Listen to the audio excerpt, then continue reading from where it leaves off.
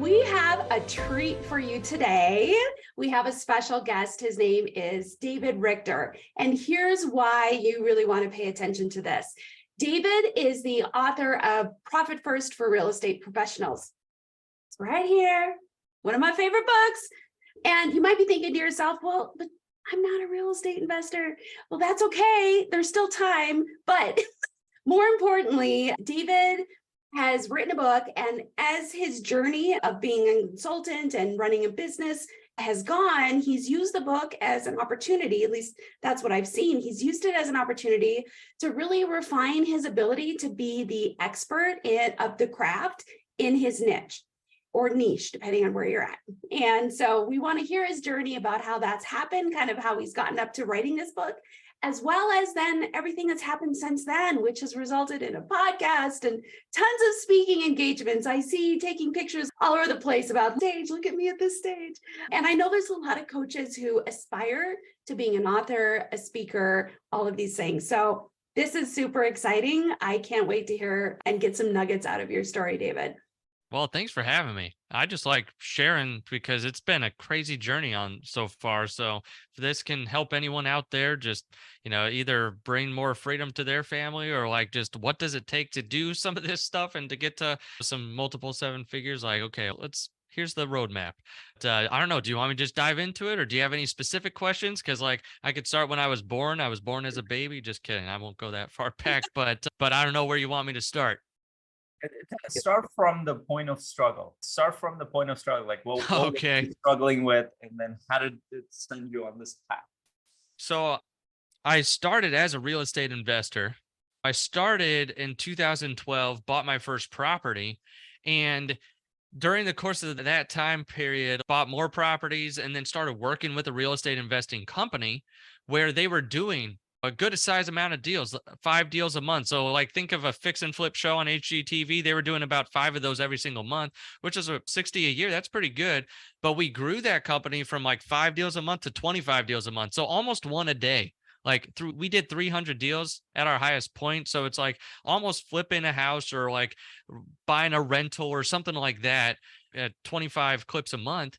But the area of struggle was, even though we were doing 25 deals a month, we were spending 26 worth out the door. So it's like, why are we doing all this?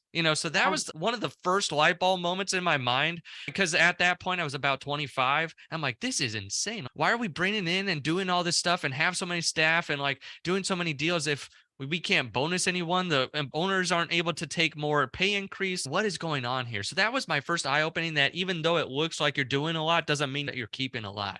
And I was like, oh, okay, that seems to be a big deal here. But then I was going to masterminds and events where there were other coaches, entrepreneurs, real estate investors, and they talk about what they're doing from the stage, but then you hear them at the bar later crying like, oh my gosh, I don't know where any of the money's going though. So I'm like, okay, it's not just us then. So that was comforting and discouraging all at the same time. Like I'm not there alone, but then, oh shoot, this is like a common theme.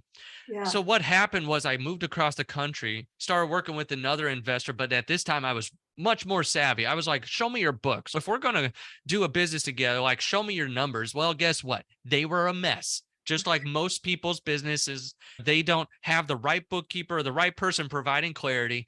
So like we got it cleaned up, got him the clarity. I helped him like get it in order. And then the light bulb went off in his head. He's like, hey, there's where all my money's been going. I have a bunch of, rentals and in my portfolio, and I'm able to refinance now because he was under leverage. And I just saw, okay, this is not just us. This is not just people at masterminds. This is probably like a recurring theme.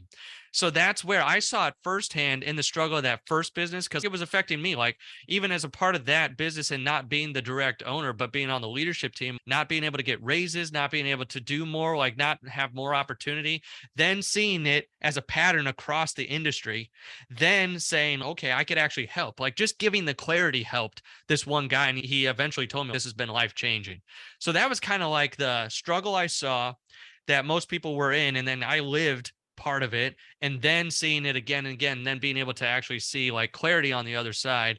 So that's what got me into what I'm doing now today, like got me into the coaching, the financial aspect. It's a CFO type role business that I have, a fractional CFO service. And that's where I met Mike McCowitz and his book, like a mentor of mine knew that I was going to start a business. Like after that first guy said like, hey, this has been life changing. I'm like, okay, I got to turn this into a business. So that's where I called one of my mentors and he said, have you read Profit First, which is a great cash flow book for any business? So if you're listening to this podcast as a coach, an entrepreneur, pick up that book. You don't have to pick up my book unless you're in the real estate investing world, but pick up that book because it helps anyone. If you don't know where your money's going from the cash perspective and you're managing it like through your bank accounts, here's a simple system to put more money in your pocket. So that's what appealed to me, because even though I look like the numbers guy, I am not the numbers guy. Like I look like I should be, but I don't have an accounting degree. I don't have any background. Like if you're a coach that struggles with the imposter syndrome, I had that to the max starting a CFO company without any financial background other than like in the real estate company. I knew how to do the bookkeeping. I trained myself there through the CPA and through other people. So that was my background. So I jumped into it and then read the book, then started implementing this cash flow system with the real estate investors that I knew and the connections that I had. That's what got me down the road of like, okay, I think I should write a book specifically for this industry because it's different enough. Like the cash flow system can be modified enough and specific examples for real estate investors versus just the general system that I could become the authority in my niche. So that way, that's when I went to the guy who wrote the original books and I said, can I write this one? Here's my background. And he said, yes. And that was like how the book deal got done. So that's kind of the struggle from living the 25 deals a month, spending 26 worth, and then going from like, okay, that's not just us having that problem to here's where there's opportunity that I was able to insert myself in a lot of businesses. So that's a very high level overview of that journey. Oh my gosh, I love that. There's so many aspects of that to unpack. So one of the themes that I'm seeing with you, David, is you've acted out of courage a lot because you saw a problem and you had one success. Somebody's like, oh my gosh, this is life transformational, business transformational. And you took that one thing and you're like, well, maybe I could make a business out of it. That takes a lot of courage to try to kind of grow something big out of that one moment. Yes, I think it was, man, because, okay, that's where a lot of people struggle with like the fear, and then the courage is just acting on that fear and not letting the fear stop you. So yes, there was definitely that part of it, but I also have to give credit to a lot of the people that have poured into me my entire life and the real estate investing industry too. Like I knew, even though I could help this one guy, that this was a problem. Like most people struggle with, and honestly, people listening right now probably struggle with, where is my money going? I'm good at consulting, I'm good at coaching, but like, yeah, right, I would rather stick my head in the sand, or I'd stick my finger in a light socket than look at my P&L and my balance sheet and like, what in the world is going on? So I understand that as well too, very much being the entrepreneur. So I had that, and I tell people, kind of when I first started, I almost felt like I had good connections from the industry I was in. So that's why I tell people, like, if you struggle with imposter syndrome, that might be your greatest strength, is that you're not the actual person that is the expert in a certain area of like, okay, I'm not a CFO. My background's not a CFO. My background's real estate investors, but that helps me understand the real estate investor more of like what really matters to them. So that's where it's like, do you have that, or are you the actual expert? Because then it's like, well, then get that imposter syndrome out there. But that's where having the courage, what else was good too? Was that first guy that I was working with, he was like, you're starting a business? He's like, oh man, because we were working together, and he's like, I don't want to lose you, and I want us to build something together. But then he turned around the next day and said, could I be your first client? He's like, I'll pay you what I was already going to bump up what we were going to get paid. And like, this was the split. He's like, I'll do that for you, but I'll just pay your business now and be an actual client. So that guy believed in me right from the very beginning. So that was huge wind in my sails. Then it was reaching out to my network and saying, do you think this is viable? Is there any person that I should talk to that would need to hear this message? Just saying things like that to even test the water. So I was doing some of that before I started too. So I did it smart. Like I didn't just like, this is a great idea, and just jump totally in. And so there was a little bit of planning behind the scenes that year too. Okay. Now I'm remembering more. You're uncovering a lot of things like that I forgot that year. This is nuts. I do not recommend anyone do this, but I read, I think 131 books that year. I read all of Dan Kennedy's No BS line of books. So like on time management, on managing profit, on managing people, on the marketing and that stuff. Also, I was reading those books about the time I was starting the business. I'm like, okay, I know I could do this. If there's stuff like this out there, there's going to be a support system for me to jump in. And that was really helpful going through some of those books. I don't recommend reading as much as I did, but like if you have specific series that will help you during certain times of your life, that really helped me during that time.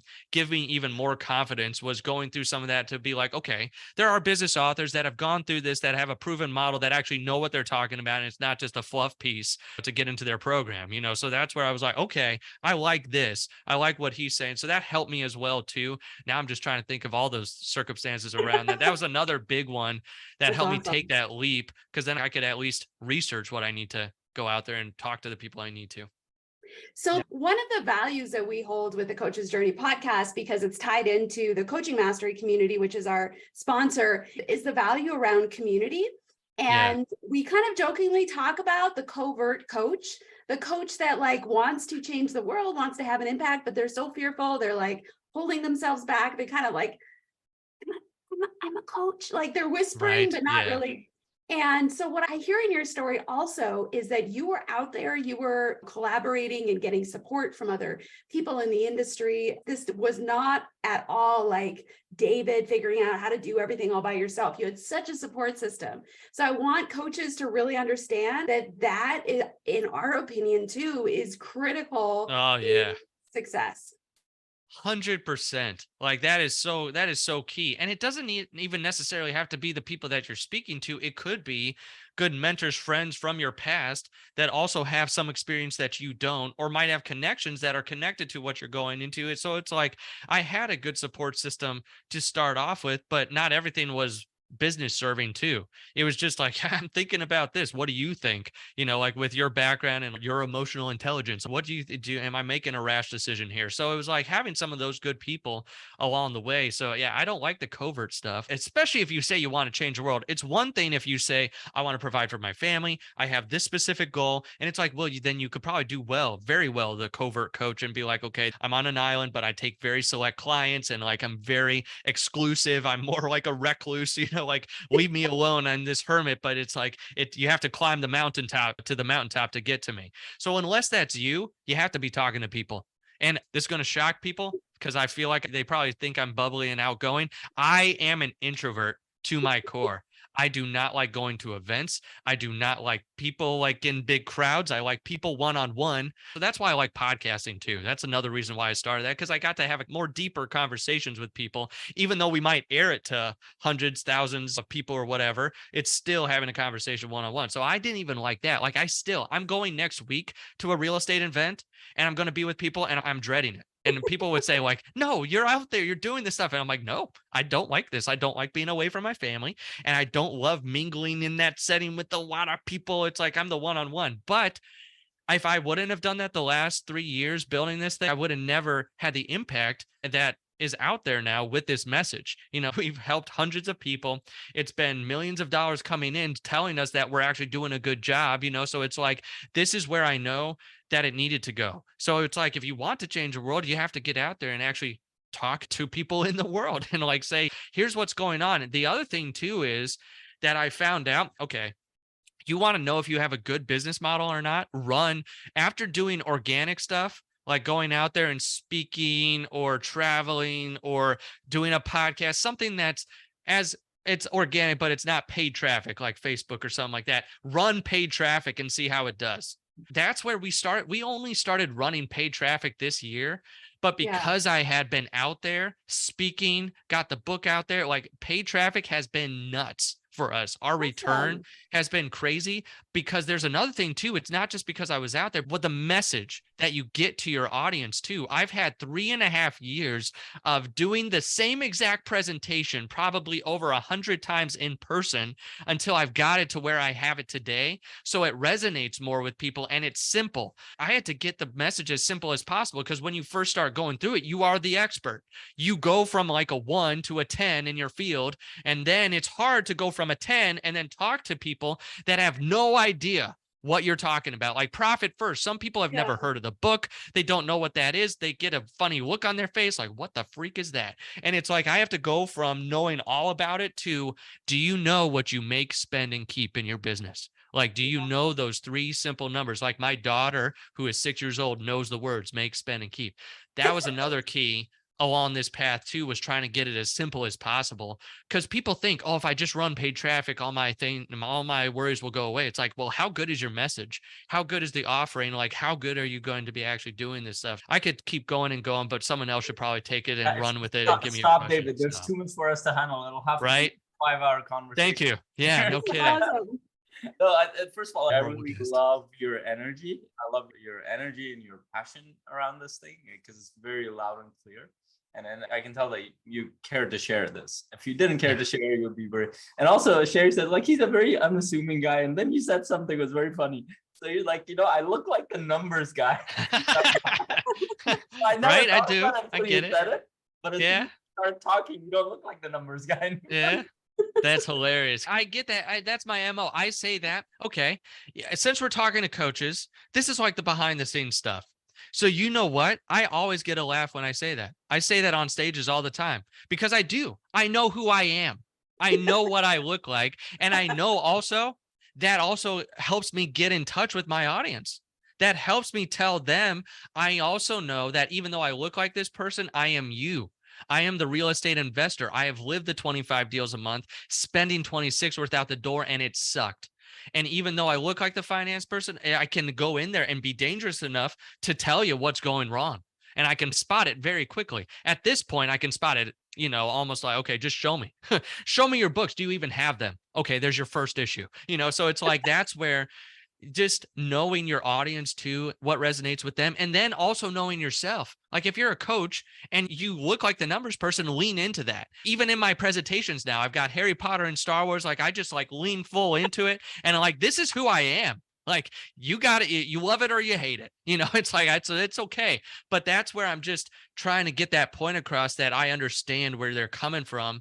And that's where it's even that type of stuff. I say that quite a bit on the different things that I'm on, because it usually resonates with people. So that's why if you're a coach, find those things, even the things you might not like about yourself. Do I wish I looked like a bodybuilder and stuff? Like, maybe in a perfect world, but now I lean into who I am and what I do and what I love and what I accept at this point. And I know Dr. Sheri, with the psychology, like, I want to accept who I am. I don't want anyone else holding my pen, holding my self-worth.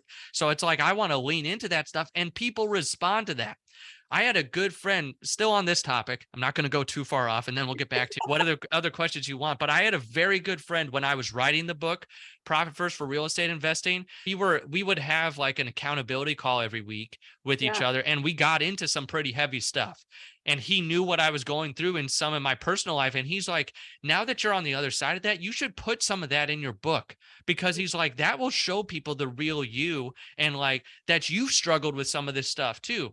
And I was like, that's a little scary, putting that right out there. And I put it like chapter 1, like it was just right at the very beginning. So if you pick up the book, you can see that. But it's like, he said, that'll help. And now people tell me, like, you spoke to me, or I know that I go through that with my wife or with my spouse, or like there's things that I go through as well too. And it helps people really connect with you if you tell them what's really going on, and don't just put on the coach consultant face all the time. It's more like, hey, I understand where you are. I understand where you're coming from. So sorry, I know that was a rabbit trail from looking like the numbers guy, but I wanted to also tell kind of the psychology about even saying words like that on a podcast or speaking or something that helps you endear yourself as a coach consultant, and gives the real you that tells people he knows who he is and like how he can help. So there. And here's the effect you had. I just pictured you in a Hogwarts robe with the Harry Potter lightning. Oh man! You're on stage and you're talking about. Yes, that's so great. Does my daughter have a Gryffindor robe and a wand? And did we play the Harry Potter game over the weekend? Probably, yeah. So it's like, that picture is probably not far off than what really happens in real life. So there you go. So what I hear there is that there's a lot of authenticity there. And one of the things that I've learned is, so like you mentioned the real estate world. So then I've been in that world for a while. Yeah. Like, someone goes on stage, like people who go on stage, like, I have 5,000 doors, I have 3,000 doors. Boy. Then they come back and we're talking, hate being here. I hate being like, I'm away from my family. They have no Yeah. cash flow system for one Yeah. thing. They're thinking about the long term, but nothing is going right now. Yep. And they're struggling but they don't talk about it openly about these things. And it's the same challenge pretty much everywhere you go. So I think part of authenticity, like you said, is just accepting who you are and showing up as that. And you come with your 100%. flaws, negatives and positives. Now, when you celebrate whatever you are, and coaches know this very well, but knowing something mentally and showing up with that in the world is actually very, very difficult. Right.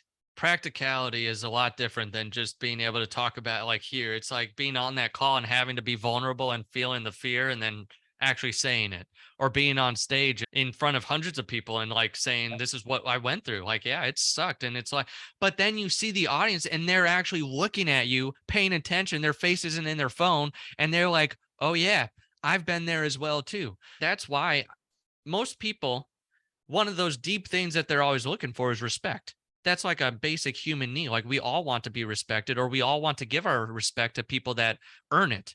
And that's one way you earn it, is by showing them the real you.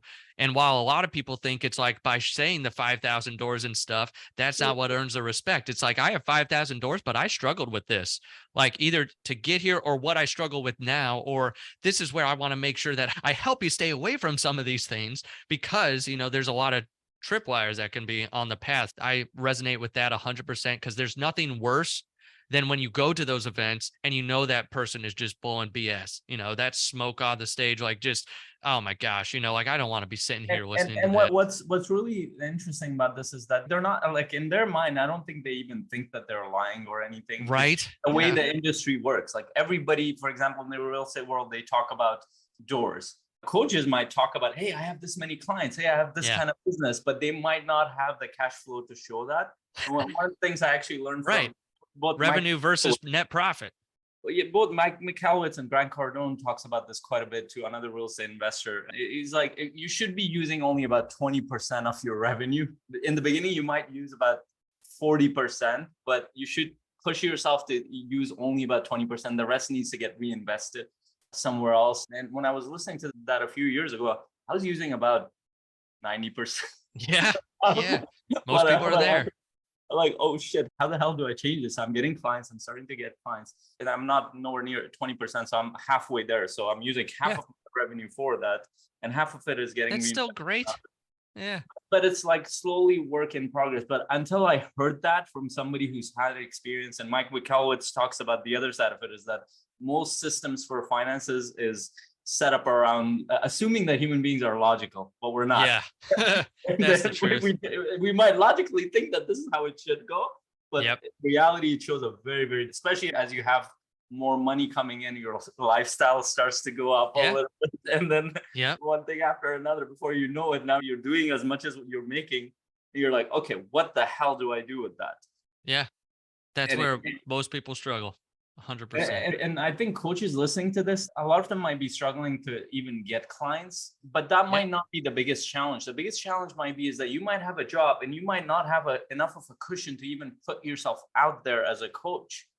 Yeah. You might not even be looking at your finances properly to say, hey, if I did decide to go towards this as a transition, part-time as a coach or full-time, how long can I sustain myself? And what would that look like? If I looked at my investments and this is what I'm passionate about, this one, I think that's one of the things that holds coaches back is like, can I make money? Yes, you will be, but you're not going to make money in the first month. You need to put yourself out there. You need to do the work. Just like any other business, it takes a little bit of time for you to build on that, but you need to look at your financial situation. You need to look at what you're doing. And even Steve Chandler, I have his book there, Crazy Good. He talks about it, that if you jump into let's say the coaching world, because you're building a business and you're like, I just want to make money from day one, go get a job, go find another way of making money until you build this system for this, because that's going to be a disservice to your clients, because mostly your focus is going to be money. Yeah, that's so good. Going to help you. I agree. There's one thing you said that you said many profound things, but one thing you kind of passed by it very quickly, but that was really powerful. I don't even know if you noticed it, but you said that you had millions of dollars coming in that told you that this thing is working, that you're changing your words. And to me, what I hear there is that the market decided that what you're offering out in the marketplace is valuable. Yeah. And that's Yeah. something that I don't think a lot of coaches understand about the capitalistic system, that because they're all kind of in their own head. I was too at one point where like, okay, what if I put this out there? Nobody cares about it. What if people can, it's not about you, because ultimately what's going to decide whether or not this is even valuable, whether or not you're going to make money, is the marketplace. People are going to decide whether it's valuable, and that's what moves forward. And until you put it out there, you could have all the best ideas out in the world. It doesn't mean squat. Could you expand on that? Well, yeah, that's why when I first started, I was like, I want to, after reading Dan Kennedy's books, I said, I don't want to be the cheapest option. I don't want to go out there and give a cheap option. I want it to be expensive. And this was me. Okay. This is David 3.5 years ago, where he should be imposter syndrome galore. And I definitely had some of that. But like I said, I'm going to charge a lot of money.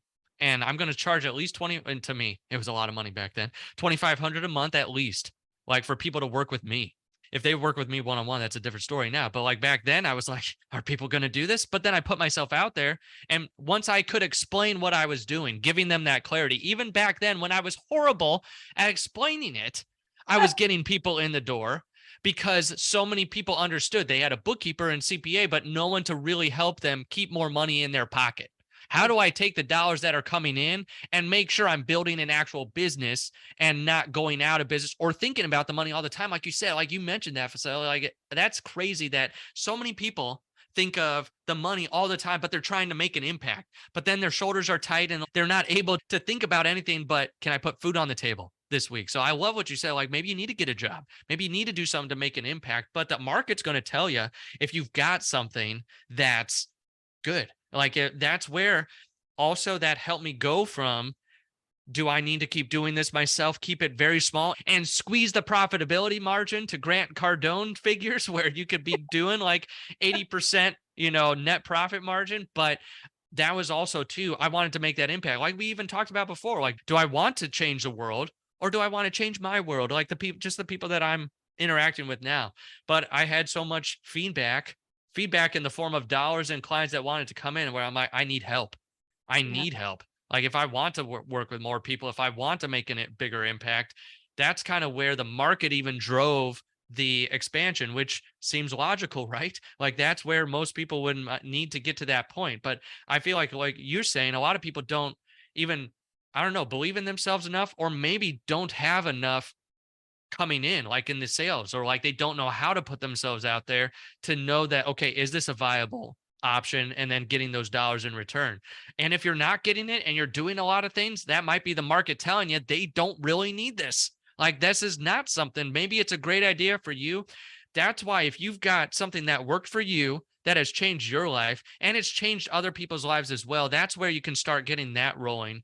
And one other thing that I wanted to touch on that you, in the last point of like, as you scale your business or like the different, stages that you're at, another book, I think this will provide a lot of value to the coaches out there and the consultants, that Mike McCallowitz has another book, not just Profit First. Profit First is all about how do I get more dollars to stay in my bank account and be profitable, and a good system for it. So definitely pick that one up. But he has another book, Fix This Next. And it's an incredible book because it's about, like, if you've heard of Maslow's, hierarchy of needs for your personal life and like all that, but this is like the business hierarchy of needs, where it's got the little pyramid. And it's like, what's broken and what do I need to fix next? So if it's like, I don't have enough sales to feed my family, well, that's the bottom of the pyramid. Like sales has to be there. The engine has to be driven. Like you have to have leads to come in and you have to have money coming in to even manage it. That's where profit is the next step of that pyramid. So like I have to have sales coming in, but then I have to manage the dollars. As soon as they're in my bank account, I need the profitability there to then fuel more sales and to fuel the engine to make sure that, hey, that I am able to continue building this like I want to, and that I'm able to have a business that is not kicking my butt all the time. So it's like sales, then profit. Next one is order. So like now you have to organize the chaos. That's where I was on my journey when I had more clients coming in than I could handle. I had to take the conscientious decision to say, do I want to have more order, which might decrease profitability for a little bit because now I'm investing in people and systems.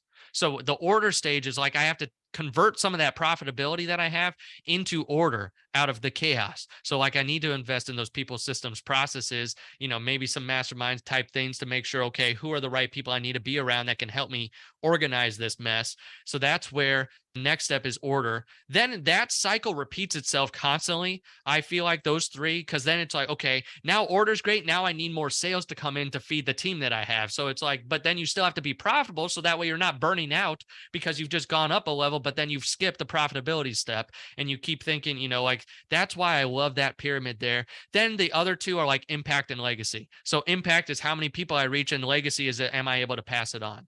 I've kept that framework a lot because I go constantly like, okay, the next stage of business, I have to work on the sales, then I have to work on the profitability, and then I have the chaos that I've caused by going to this next level. And that's where people just have to have some sort of framework in their mind of like, do I want to take that next step? Because like you said, the marketplace was telling me this is a good idea. People need this. How big do we want to get it? Okay, well, let's build the sales. Let's get some profitability in there. Let's convert some of that profitability to order and see how long that goes. Because people ask me all the time, like, what are your big end goals? And I'm like, honestly, I want to keep doing that order until it stops working, until either the marketplace is dried up or we've reached every person that we can.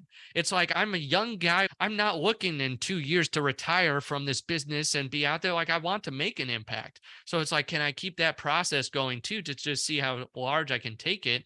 And that's why the play of the book and getting the book out there, which was not just a big business card, which it's a great credibility piece for sure. It gets me on stages, it gets me into different rooms and stuff, but it's also built as a book that can actually help people. Like people have taken that, not worked with me, and had good success. And I'm like, boom, the book is really accomplishing what I wanted to accomplish, but then in turn helps other people know about it. So there you go. I'll stop there. I'll let you get back to like the main question, but that's where I feel like the marketplace really does have that big effect of how big you can get. You might have a good idea, but then the marketplace is going to tell you how big of an impact you're going to make eventually. Yeah, and I think you explained with that model that one of the big gaps. So this is how I thought too in the beginning. It's like, yeah, all right, I'm starting a business. I want to make a bigger impact. So as you were describing that pyramid, I was thinking about the top of the pyramid, but I didn't know anything in the middle of it. Yeah. Feel like just working with real estate investors as well as coaches. And one of the reasons why I connected with real estate investors, even without being a real estate investor, is because I saw that I had the same goddamn problems that they do. So I think one of the things that most coaches and even investors, when they jump in, because a lot of them come from like a work world, a corporate world, they had a job for it. They are trained to think a certain way.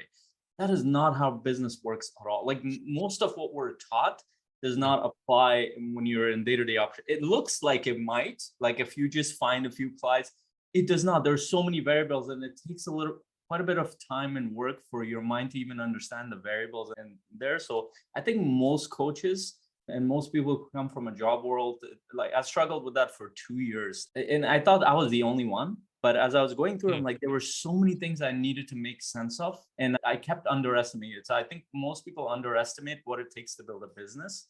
Yeah, it's a longer term journey. The focus, like you said, you need to build the systems, and that's what our focus is in CMC as well. Is that let's help you build the business system rather than get you a couple of clients, because that is not going to help you build a business. Yeah. A year or in a month, and we put a lot of free stuff just to get you started. Go get a few clients. But most coaches I talk to, their thinking process, if I just get 2 or 3 clients, I'll be good. But here's what happens. You'll get those 2-3 clients. You don't know how some of the systems work. Within 6 months, you're out of clients again. And you know how to approach more people. You know how to set up the system for you to more leads coming in. You don't know how to put yourself out there. You don't know what to reinvest in, which is another piece of it, is that we want to keep the profit for reinvestment in the beginning stages of a business. And if you can do that and sustain your life, you will start to build a business and a brand that will be very powerful as you move forward. And there's stages of that. And I don't think anybody thinks about the stages of it. They're just, I just want to get a few clients. Yeah, exactly. So, can I say one thing super quick, Sheri, because it's me. And I thought while you're talking about, this is a great Star Wars quote. It's Yoda, right? You have to unlearn what you have learned. I don't know how many times I've thought of that quote over the last 3.5 years building this thing of like, there's so many times I need to like just stop putting the stuff that I was running through a filter and put it through a new thing or learn something. And then I think about that in the real estate world, like you just said, so many people in their backgrounds, like, forget all that. Like if you're a coach and consultant listening to this, like you have to get rid of every paradigm you've ever had about business and just listen to the people that are successful. Like listen to that. I honestly feel like that's why I've had a quicker trajectory, not just because of the marketplace, but like I didn't have as many bad habits. I didn't go to this crazy college that and got an MBA and had the financial accounting. Like some of the liabilities that people have were assets at one point in their life. And it's like, what in the world? I have to change my whole mindset of like, okay, I need to switch this around. That was a good statement. Like I need to write that down. That was like I know. man, love I'm that. shocking myself. Sorry. I just, man, that was, Write but it that's down. where, right? Yeah, one day there's I'm my, killing it. that's like, there's my Yoda quote, but that's where a lot of people just have to unlearn that. That's why I was like, you got me here. So I immediately thought Yoda and like, you got to unlearn what you're learning. So that way you can grow to where you want to get to and like not running out of clients and like thinking ahead, because that's what it's really about of like, okay, can I be a few steps ahead? You don't have to get 10, 20 steps ahead, just making sure, okay, are we on the right track of what we really want to get to? Sorry for cutting you off, Sheri. Yeah, you're fine. You're our guest. We're picking your brains today, and we'll totally let you snip that out for a reel or something that you can just, blast it all over the place. Yeah. That was, I need to start saying that. I do need to write that down somewhere. I do need that piece because I'm like, I think that one might resonate with people. I'll have to test it though. Even though I like it, doesn't mean other people like it. So see, I got to go on stage and see how people react to it. Yeah, So. and Sheri, before you go into the 4 questions, I just want to share a couple of things that might be like things to take away for coaches themselves. There are many things in there, but especially if you're starting as a coach, there is actually no way for you to create a business unless you put yourself out there. That might not be on social media, that might not be on every podcast there is, but it might be in person. It might be you talking to the people around you. It doesn't matter how great you are as a coach. It doesn't matter how you are. The first step is to put yourself out there and actually offer to support people, whether it's individuals or groups, whatever that is.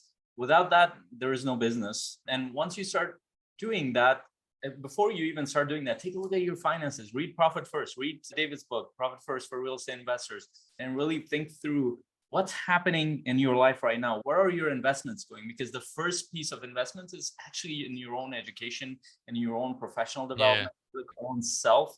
And you are doing that with other people. You're going to go up to people and ask them, do you have a coach? They're going to ask you, do you have a coach? And if you don't, that's a struggle point because it'll be very hard for you to sell that. And that's part of what we do in CMC is to help you get not only the professional development support, but help you get a coach as well as you're working through that and help you get the resources for you to move forward, to build a system, a long-term scalable system for you to build a profitable business that will support you, but also serve a lot of people in the process. There's a huge need for coaching right now out there. It used to be very small. Now it's picking up like wildfire. It's in the real estate world, it's in the business world, it's in the entertainment world, it's in the athletic world. And even normally people are more and more aware of it. And as this is building up, you might fall behind if you don't jump in and invest in this. And we're here to support you. So go to the links below, join our Facebook group if you're listening to this outside, or just go to coachingmastercommunity.com and you'll be able to gain a lot of information out of that. I will let Sheri take this before she starts messaging me a bunch of stuff that I won't like. Shut up. Faisal. I'm just kidding. You always have so much good stuff to say. The challenge is our listeners don't have a full day to sit and listen to one long podcast. Well, first of all, I want to say, David, I adore what you do. And I first heard about Profit First from Mike Michalowicz. I think it was when he wrote his book back in like 2015. I had a large mental health practice. And that revolutionized kind of how I thought about the finances in the practice. And I told my husband about it because my husband, if he looks at a spreadsheet, like his eyes cross. We've had QuickBooks for like 15 years, and I don't think he's ever logged into QuickBooks. And so like, he just doesn't care about that stuff. That's not his personality. And so I told him about this and he's like, about the bank account balancing, stuff like that. So he's been using it in our real estate business and even CMC, we use Profit First in our finances. And so 100% bought into the system and absolutely love what you bring to the real estate investing space with that, because there are some nuances. If you are an investor, you happen to be listening to this, there's some nuances to how to understand profitability among the different types of real estate strategies that I couldn't figure out in my brain, but the book does a really great job laying out. So that's amazing. Thank you. I appreciate Yeah. that. If you're going to make the money, you might as well keep it. Dang I it. know, eh? Like, you're like, please, Yeah. for the love of God. Yeah. So that's good. No, I appreciate Yeah. that. We have a moral responsibility to our family to make sure that we're Yeah. profitable. That's my opinion. Oh, man. Yeah. I could park there for a while, but I'll let you keep going. So. All right, so we have a few questions that we'd love to ask. We ask this of most of our guests. David, what is, I laugh as I say this because a lot of the folks that we have on aren't necessarily authors, but what is one of the most influential books in your journey? Okay. So obviously Profit First has been very influential, but there's a couple others that I'll mention. The Road Less Stupid by Keith Cunningham. That's a great one. If you need to ask yourself tough questions and going through any stage of your business, like that's just a book of questions to ask yourself with whatever business thing that you're facing. I would also say Crucial Conversations is up there as well too. That's an amazing, incredible book. I could keep going on and on and on. I'll just stop it with those two. Perfect. I have not heard of The Road Less Stupid yet, so I'm excited. Oh, Sheri, your life's going to be changed. You're going to love it. Awesome. I know Awesome. you. You're going to love that book. Awesome. I look forward to it. And I may or may not go and buy that right when we're done. Right. Highly so- recommend it. David, what are some of your hobbies other than dressing up with your daughter? Oh man, that's most of my hobbies right now. So like with a little, I got a 6-year-old. So like that's literally all we did on Saturday was play games and do stuff like that. We even shut our phones off. Like we had no tech on Saturday. It was awesome. It was one of the best Saturdays I've ever had in my life. But that's the type of stuff I'm into right now. I like to golf when I can. I don't think I've golfed for like a year and a half, but I tell people I like to golf because that's where I was very active in my past life. But that's something as well too. Reading, obviously, I do like that. I'm a pretty typical person. I like movies, as people can obviously see here. So it's like I love watching and seeing the new stuff that's coming out. You know, John Wick 4 was in theaters the last couple of weeks. So you definitely know I saw that one because I'm a big Keanu Reeves fan just in general. So I'm curious, are you a Marvels fan too or no? It's hard for me not to like a movie. I'm just like that type of person. So yeah, I like a lot of the Marvel movies. I've seen all of them. Yeah, I have the Disney Plus, watching all that stuff. Also, can you share that book that you mentioned from Profit First and name again? Because I'm pretty sure somebody's going to ask about that. That's Fix This Next by Mike McCowell. So same guy who wrote the original Profit First wrote Fix This Next as well. He also has another one about clockwork, like getting your business to run like clockwork. That's amazing and has literally been the driver for my husband and I taking the entire February of this year and going to Kenya with our family. That was our testing a little bit. Yeah. Yeah. Well, before I move on to the last two questions, David, I wanted to honor you for spending your entire day just being silly with your daughter, because if I had to guess, that is a perfect demonstration of you living out the system that you're trying to provide for other real estate investors. So they're not having to spend time on their books or worrying over the weekend and trying to figure out, how am I going to pay whatever? Like, no, you can actually have that downtime and just enjoy the family. I love that. Try to live it out. Call it the Profit First life. Like schedule that stuff in on Sunday night and make sure the important things in your life are actually on your calendar. Because like even this morning, like before Ellie, my daughter, went to school, we played for about half an hour. Used to be a lot longer. Before this school thing interrupted a lot of our playtime, like we had an hour, like at least, you know, yeah, it's like what in the world? But, you know, but school definitely has its perks too. Like it's nice to go out with a wife too and like go to the different areas and stuff. So, okay, I'm off on a tangent again. Until it becomes a liability. Right. Right. That's great. Until yes. Oh man. I'm writing that down again.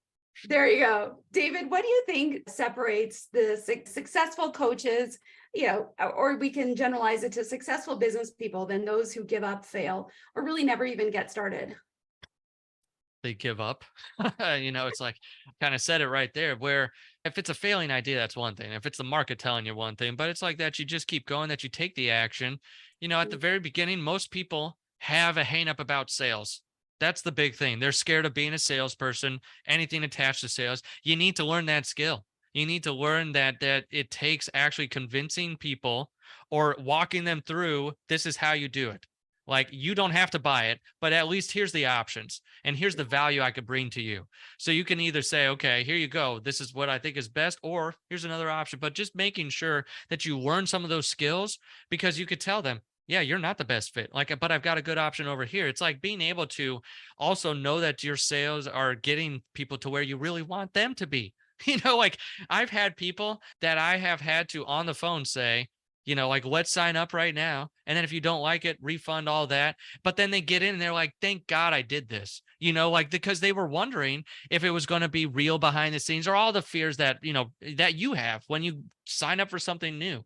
It's like just getting a good system for that. I think that is not touched on enough. It's like, I want you to be comfortable having those types of conversations and asking difficult questions. Follow someone like an Alex Hormozy, or like get inside of here if you have any training for the clients, for the coaches and the community here. It's like being able to ask the good questions to make sure, number one, it is a good fit. But then if it is, like, okay, then really tell me what's going on. You said this was a good fit. Like, we need to have a deeper conversation. Is it you don't trust me, or is it the money? Like, give me the real reason so I can at least pin you the right direction. So that's another thing that I think stops a lot of people. But that's when the rubber meets the road. You're actually getting the calls, and then you have to talk about the money, like with people. But then the other thing is they don't know how to manage it on the back end if they are a good salesperson. So, but I would say not starting or just giving up is probably the biggest reason. Then the second one is not psychologically saying that, yes, this is sales and I'm going to be good at it. Yeah, awesome.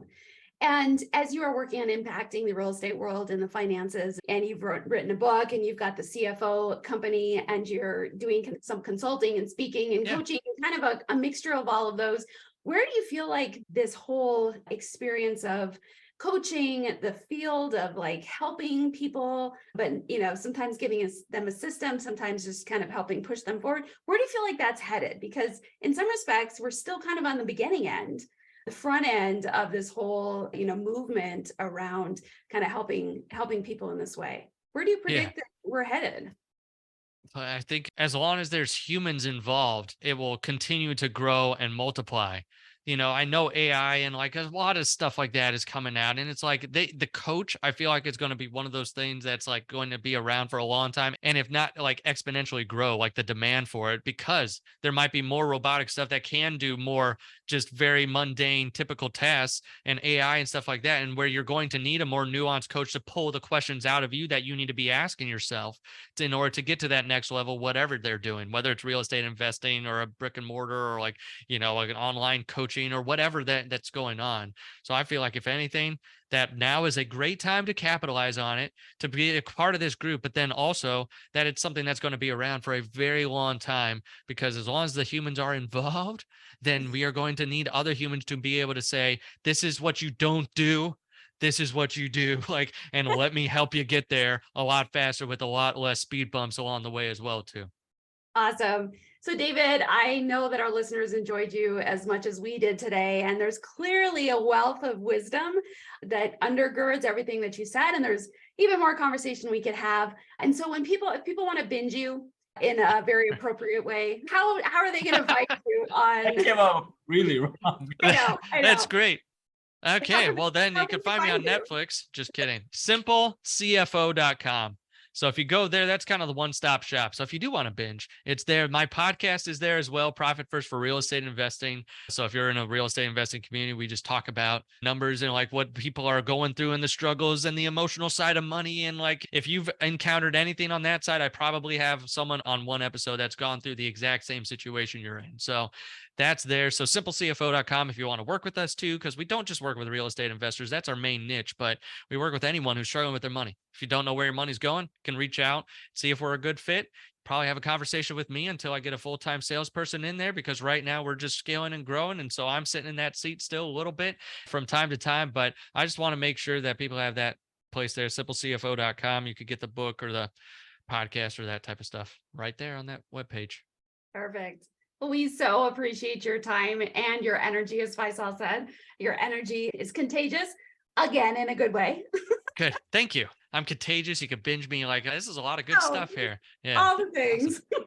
And you'll get all these excerpts so you can use it. I can't wait. This is going to be a great one. So yeah, it's like, oh man. And I want to just say one last thing as well too. Like, if you're going to do something big, like I keep circling back to what you said at the beginning. Like, if you want to change the world, you got to tie some metrics to that too.